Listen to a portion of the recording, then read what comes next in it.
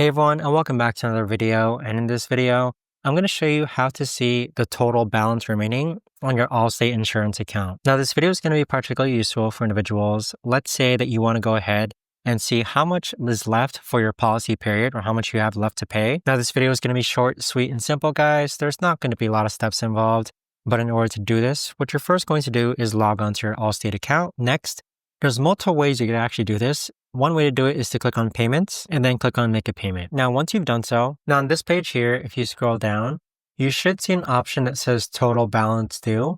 And this is the remaining balance for your policy period. So there you have it, guys. That right there is the best and easiest way that I know of to actually go ahead and see your total balance remaining on your Allstate insurance policy. If you guys know of a better or easier way to actually do this, let me know in the comments down below. I would love to know. Thanks so much for watching, everyone, and I'll see you guys all in the next video.